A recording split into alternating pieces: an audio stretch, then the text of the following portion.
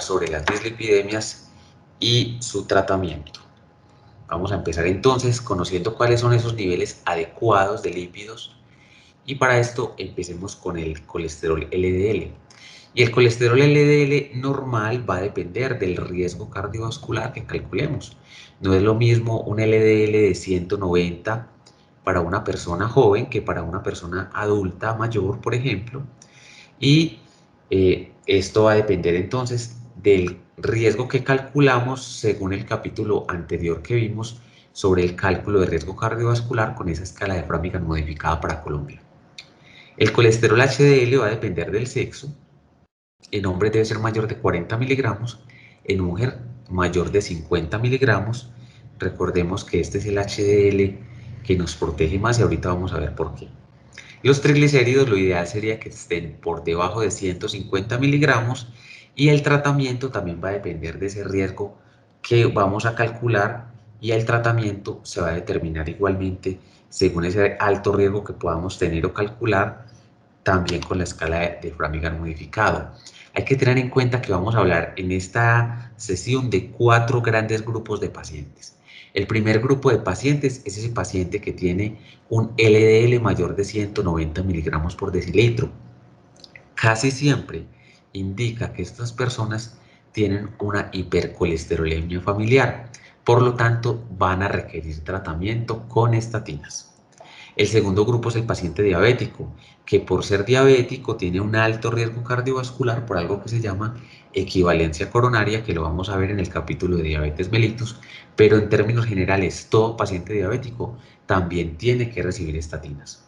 Los pacientes que ya han tenido un evento cardiovascular y tienen un alto riesgo de nuevo evento cardiovascular, o sea, un muy alto riesgo de enfermedad cardiovascular, tienen siempre que recibir estatinas como prevención secundaria.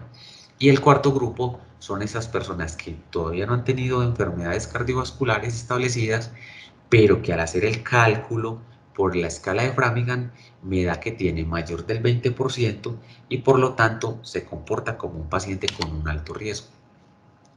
Vamos entonces a conocer acá algunas estructuras, por ejemplo, del kilomicrón, del colesterol LDL, del colesterol HDL y algunas subunidades de proteínas que tiene. ¿Qué sabemos ahorita? Está bien establecido que el evento iniciador clave en la aterogénesis del colesterol es el colesterol LDL. Y ese colesterol LDL contiene algo que se llama apolipoproteína B100. Y esa apolipoproteína B100 es rica en colesterol que se pega en las paredes de las arterias, como vemos acá. Y esto es lo que deriva de eventos cardiovasculares como infarto agudo de miocardio o stroke. Y esa es la importancia de que estemos hablando de este tema actualmente. Veamos un poquitico entonces de qué lo conforma o cómo se conforma y se subdivide el colesterol. Tenemos colesterol LDL, triglicéridos, colesterol IDL y tenemos colesterol HDL. Entonces, a lo que no es HDL se llama colesterol no HDL y está conformado por LDL, triglicéridos e IDL. Y la otra subunidad es el colesterol HDL. Veamos muy importantes estas características físico-químicas de las lipoproteínas humanas. Entonces vemos acá las densidades, los diámetros, vemos que desde el kilomicrón hacia la lipoproteína A tienen un diámetro que va disminuyendo en tamaño, siendo el más pequeño el HDL y siendo el más denso, por eso se llama de alta densidad, el HDL.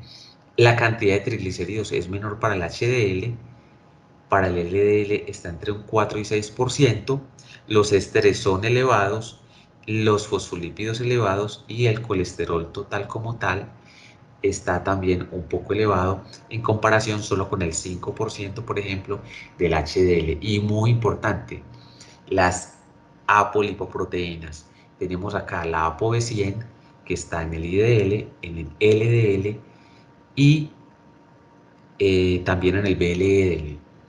Estas apolipoproteínas B100 son supremamente importantes en la etiología de la enfermedad aterosclerótica, son las más aterosclerosantes y digamos las que más participan en ese transporte de lípidos hacia las paredes vasculares y hacia la producción, digamos, de la aterosclerosis, que finalmente es lo que produce ese daño. Entonces es muy importante tener en cuenta esto que les acabo de mencionar para poder entender la importancia de disminuir principalmente el LDL en ese riesgo cardiovascular. Y veámoslo un poquito más gráficamente, estas moléculas, la cantidad de colesterol y triglicéridos que tienen a medida que van siendo moléculas más grandes hasta las moléculas más pequeñas, quienes tienen ApoB100, que es la más aterogénica, principalmente porque esa ApoB100 normalmente tiene menor de 70 nanómetros de diámetro. ¿Y esto qué quiere decir? Que al ser más pequeñas, cruzan la barrera endotelial y la llevan a la formación de ateromas.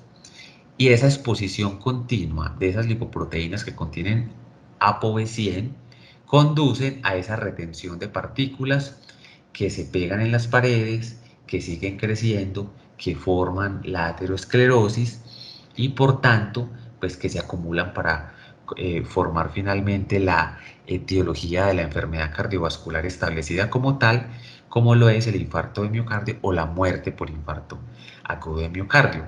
Y que también podemos concluir que si reducimos ese colesterol LDL, pues se reduce ese riesgo de eventos cardiovasculares establecidos, que son proporcionales obviamente a ese valor alcanzado, y ese está demostrado por diferentes estudios. Lo que quiere decir es que mientras más bajo el LDL, mucho mejor, y ya lo vamos a ver en las diferentes guías cómo lo establecen ellos.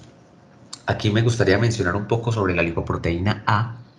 Y aquí tenemos la lipoproteína A. Mire, ApoB, al igual que el LDL, son moléculas realmente que son eh, muy parecidas, que fácilmente atraviesan esa barrera endotelial, y eso es lo que ya hemos hablado pues varias veces sobre ese riesgo cardiovascular por esa aterogénesis que lo conforman.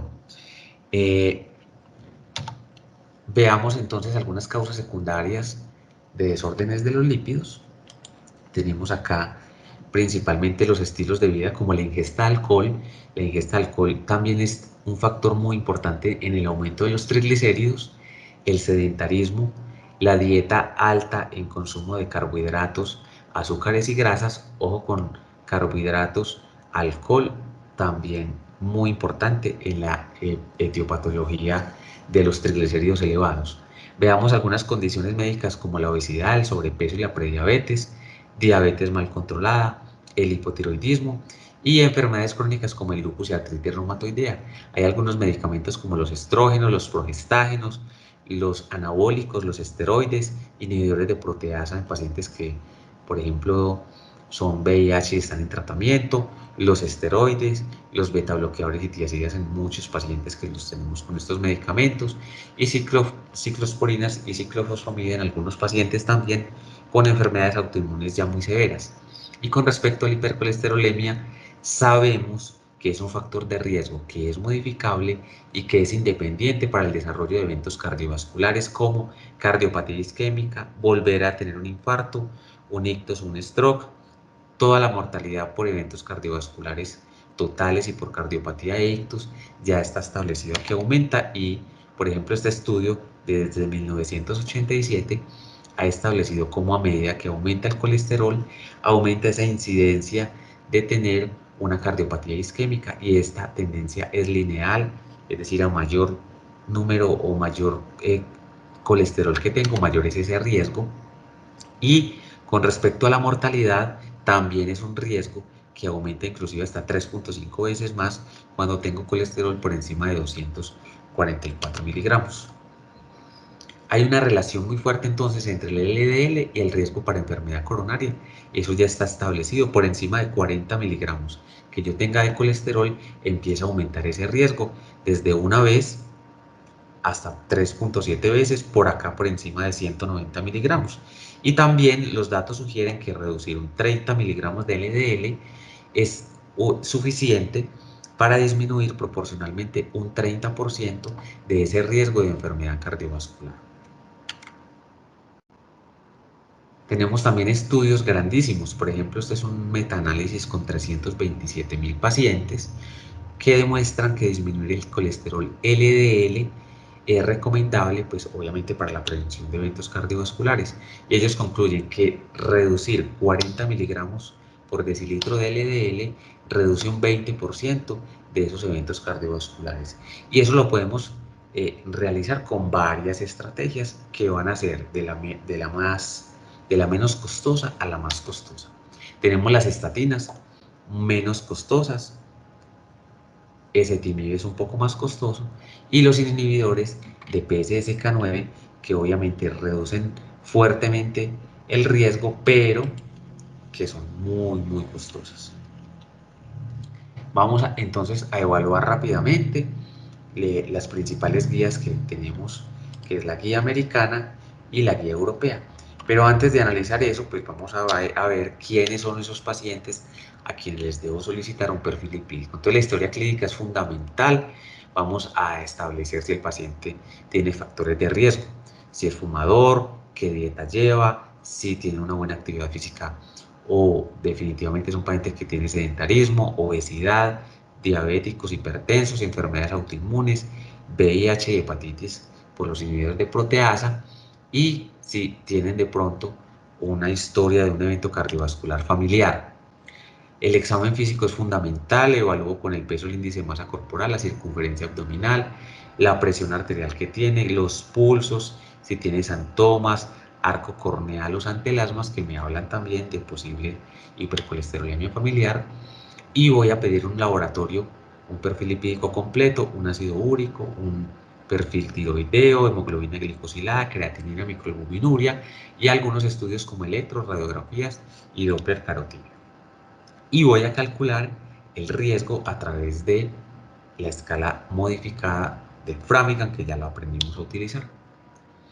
Tenemos que tener en cuenta esto, que es fundamental para saber cuáles son las estatinas de alta intensidad, las de mediana intensidad y las de baja intensidad. Entonces empecemos con las estatinas de alta intensidad. En esas estatinas de alta intensidad que son capaces de disminuir el 55, más del 50% del colesterol LDL, tenemos la atorvastatina de 80 miligramos y la rosuvastatina que puede ir entre 20 y 40 miligramos. Hay estudios que demostraron, por ejemplo, que la rosuvastatina de 40 miligramos puede disminuir hasta el 63% del colesterol LDL. Tenemos acá la simvastatina, la lovastatina, que a dosis de 40 es intermedia y a dosis de 20 es de baja intensidad. La fluvastatina, que es de baja intensidad, y la pravastatina también de baja intensidad. Todo va a depender de la dosis que utilicemos. Si yo adiciono a estos porcentajes que les estoy mostrando acá, por ejemplo, un inhibidor de absorción de colesterol como el ezetimibe, me puede adicionar de un 12 a un 17% adicional de bajar el LDL. Si utilizo un inhibidor de PCSK9 como el evolocumab, puede inclusive llegar hasta el 71% de disminución del colesterol LDL. Por eso debe ser secuencial el tratamiento que yo vaya a utilizar. Entonces vamos a ver también que con el cálculo de Framingham yo voy a tener unos riesgos. Entonces ese riesgo puede ser del 0% hasta un 5, un 7.5%, que es un riesgo limítrofe, un riesgo intermedio de 7.5 a un 20%, y ya sabemos que si el riesgo es mayor del 20% tenemos un alto riesgo cardiovascular. Pero resulta que en estos pacientes que son limítrofes o intermedios, yo puedo utilizar algo que se llama unos factores incrementadores de riesgo.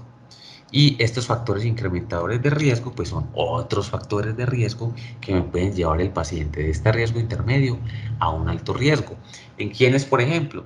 En los pacientes que han tenido una historia familiar de enfermedad cardiovascular precoz, ya lo dijimos, en hombres y mujeres menores de 55 y 60 años, los pacientes con hipercolesterolemia familiar, síndromes metabólicos, falla renal, enfermedad inflamatoria como artritis, menopausia precoz, PCRs elevada, índices tobillos, brazos bajos y niveles, por ejemplo, de ApoB o de esta lipoproteína que sean elevados, que me dice que ese paciente tiene un alto riesgo cardiovascular incrementándome el riesgo de intermedio a elevado.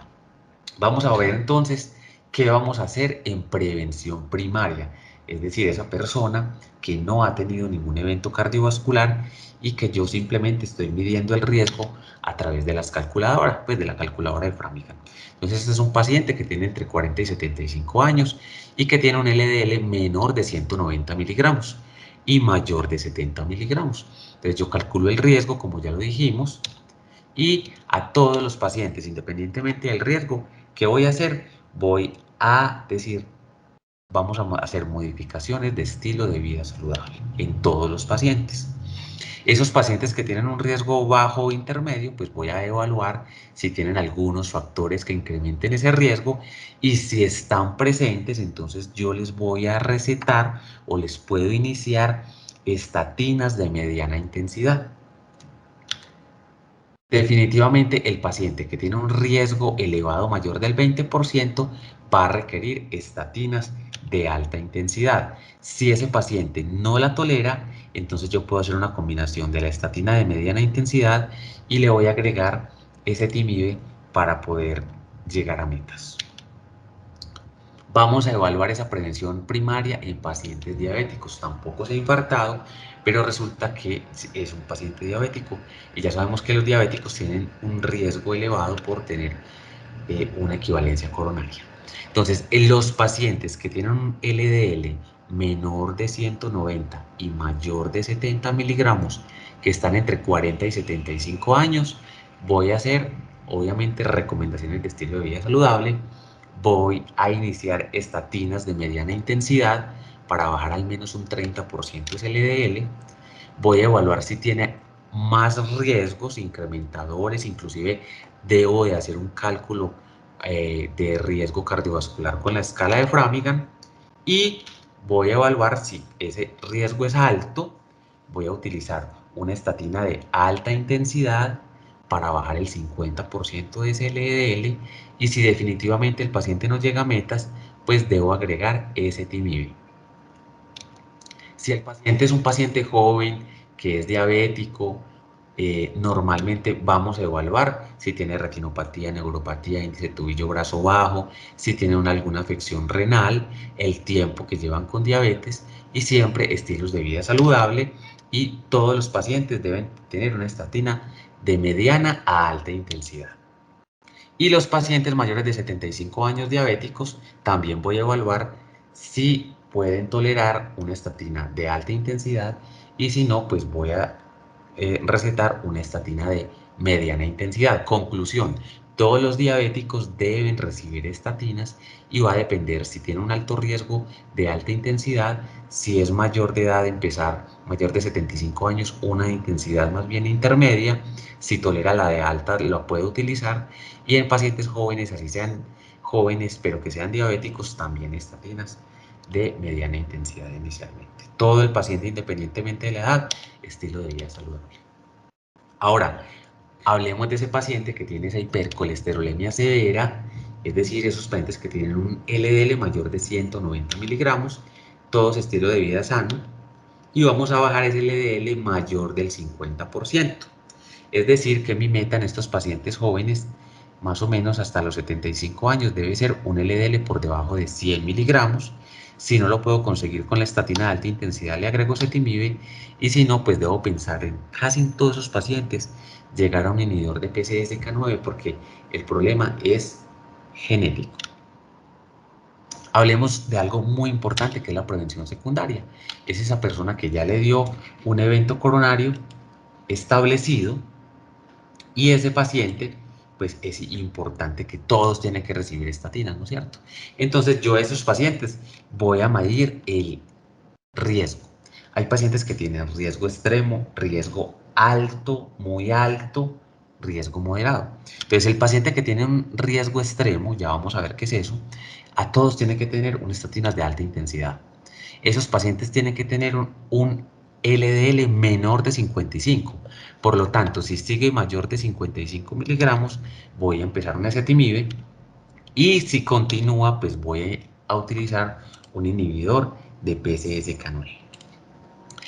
Me voy adelantando un poquito. Esos son los pacientes que ya han tenido, por ejemplo, 2 infartos, que tienen angina crónica, que tienen historia prematura de enfermedad cardiovascular.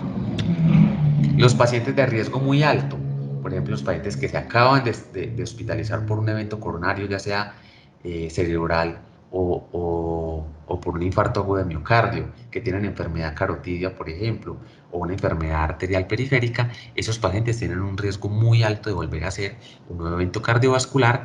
En ellos, la meta es tener un LDL por debajo de 70. Si sigue por encima de 70, pues agrego ezetimibe, y si sigue por encima de 70, un inhibidor de PCSK9.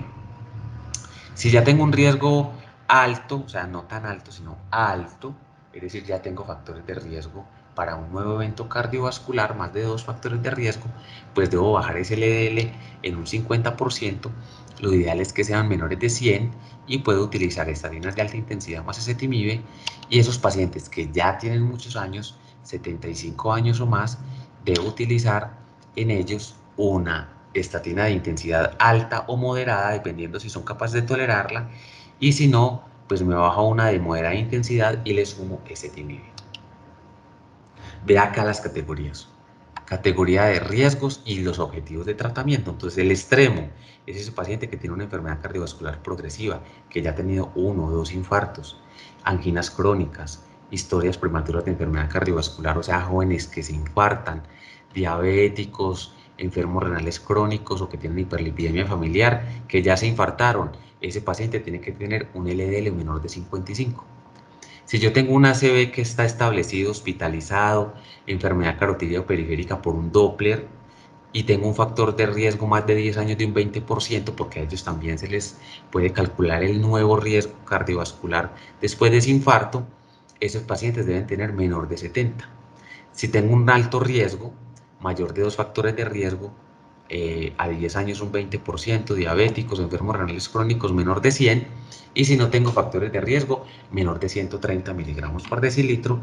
Eso es para la guía, eh, la guía americana. Y este es el tratamiento en cuanto al LDL y los objetivos: riesgo extremo, ¿cuánto? Menor de 55, riesgo muy alto menor de 70, un riesgo moderado menor de 100, un bajo riesgo menor de 130, y aquí están el tratamiento que debe ser: estatinas de alta intensidad como atorvastatina y rosuvastatina. ¿Cuáles son las de moderada intensidad? El ezetimibe, que se da 10 miligramos al día, inhibidores de PCSK9, el colesevelevat también, que también lo podemos utilizar como secuestrador de ácidos grasos. Y ahí están pues como el resumen grande de la guía americana. Ahora hablemos de la guía europea, que me gusta mucho. Y esa guía europea pues nos tiene también lo mismo el paciente establecido según el riesgo. Ellos utilizan el riesgo score, no el riesgo Framingham ni Framingham modificada. Ellos tienen su propio riesgo, y ellos establecen también que si usted tiene un riesgo bajo, ya ellos no hablan de tener un LDL por debajo de 130, sino de 115. Un riesgo intermedio debe estar por debajo de 100, un riesgo alto debe estar por debajo de 70, y un riesgo muy alto debe estar por debajo de 55. Pero lo que más me gusta de esta guía es esto, y es: si el paciente ya ha tenido un evento cardiovascular y está en prevención secundaria, y ese paciente debe tener una meta menor de 55 miligramos. Entonces, vuelvo y repito: para pacientes que ya han sufrido un evento cardiovascular, la meta es menor de 55 miligramos. Ahora, si yo tengo un riesgo muy alto, ¿y qué es un riesgo muy alto para ellos? Que ya tenga un segundo infarto, por ejemplo, y que uno de esos infartos, ese paciente haya estado tomando estatinas, y además le hacen un cateterismo y tiene más de 2 territorios vasculares afectados. Esos pacientes, la meta debe ser menor de 40 miligramos el colesterol LDL. Vamos a hablar rápidamente de los triglicéridos. Y para hablar de los triglicéridos, pues hay unas recomendaciones. La primera recomendación importante es que la estatina es el fármaco de elección para reducir ese riesgo cardiovascular en las personas que tienen triglicéridos por encima de 200 miligramos. Mire que la evidencia es 1B, o la recomendación, perdón, es 1B. El paciente que tiene un alto riesgo con triglicéridos entre 135 y 499, a pesar de la estatina, usar 4 gramos de ácido etil eicosapentano, que ya vamos a hablar un poquito de él, como combinación a la estatina 2A en prevención de personas primarias, prevención primaria, perdón, con triglicéridos mayor de 200, el fenofibrato es de elección, bezafibrato, ¿sí? Y se pueden combinar con estatinas cuando la hiperlipidemia es mixta. En pacientes de alto riesgo con LDL en metas, pero que los triglicéridos están por encima de 200, fenofibrato también puede ser combinado con estatinas. Ahorita vamos a ver qué no se puede combinar. Tenemos acá este estudio, el estudio REDUCE, que evaluó el EPA. Y el EPA es un ácido omega 3. Es un ácido que se llama ácido graso poliinsaturado, principalmente el ácido eicosapentanoico. Eicosapentanoico, que es el EPA, la dosis es 2 gramos cada 12 horas. Este estudio se hizo en pacientes mayores de 45 años que tienen un evento cardiovascular establecido o que son menores de 50 años que son diabetes, que ya estaban tomando por 4 semanas las estatinas, que tenían triglicéridos entre 150 y 499 y el LDL era menor de 100. Este es el desenlace primario: muerte por enfermedad cardiovascular, ACV no fatal, infarto, necesidad de revascularización, a 5 años fue el seguimiento, y la reducción con este omega 3 es de un 25% comparado con placebo. Y toda la evidencia habla a favor de este ácido eicosapentanoico. ¿Cuál es el problema? Que actualmente ningún omega 3 cumple con este criterio acá en Colombia, por lo tanto, este clase de omega 3, este medicamento en particular, por ahora no lo tenemos. Unas recomendaciones finales y es: ¿cómo voy a controlar a ese paciente con dislipidemia? Entonces voy a iniciar el tratamiento con estilos de vida saludable, estatinas que ya vimos que puede ir de dosis intermedia a dosis alta. El paciente que ya tiene un evento cardiovascular siempre vamos a tener dosis altas. Si hay contraindicaciones podemos utilizar ezetimibe, y si no llegamos a metas, inhibidor de PCSK9. Recuerden que esto es un medicamento muy caro. Puede costar entre 3 5 millones de pesos la aplicación. Esto es para rato. ¿Cuál es el objetivo? Entonces vamos a establecer el objetivo. Si mi LDL va a ser menor de 55 de 70 o menor de 100 o 115, dependiendo del riesgo que yo tenga y de lo que acabamos de hablar. ¿Este paciente consiguió el objetivo? Sí. Entonces vamos a hacer un seguimiento con perfil lipídico, vamos a evaluar si de pronto hay algún tipo de evento adverso, si aumentó la CPK, si hay mialgias, si hay transaminasas elevadas, para disminuir la mitad de la dosis de las estatinas o suspenderlas. Si no se consigue el objetivo, entonces cada 12 semanas debo evaluar el paciente, ajustar el tratamiento, agregar ezetimibe o llegar inclusive a la remisión a endocrinología para que prescriban un inhibidor de PCSK9. Entonces voy a hacer un perfil lipídico, determinar las transaminasas, qué tan adherente es al tratamiento, si debo cambiar la estatina por alguna otra, si debo combinarla por ezetimibe, y si cumple el objetivo o no, y esto volvemos a hacerlo nuevamente. ¿Cómo se toman las estatinas? Entonces la estatina es para el resto de la vida hasta ahora, y con la evidencia que tenemos, mientras menos LDL tengamos, mejor. Y para eso debo mantener la dosis de estatina igual. No suspender para descansar, no hay que descansar de las estatinas. No se quitan cuando se llegan a metas de LDL, se mantienen. Tampoco se baja la dosis desde que no tenga ningún problema de intolerancia o de efectos secundarios. Dejamos las mismas dosis. Y si tenemos que combinar porque tenemos una dislipidemia mixta con aumento de triglicéridos, la combinación ideal es rosuvastatina con fenofibrato o con ácido fenofíbrico, y evitar en la medida de lo posible la combinación, por ejemplo, de atorvastatina más gengibrosilo, porque tiene un alto riesgo de rhabdomiolisis.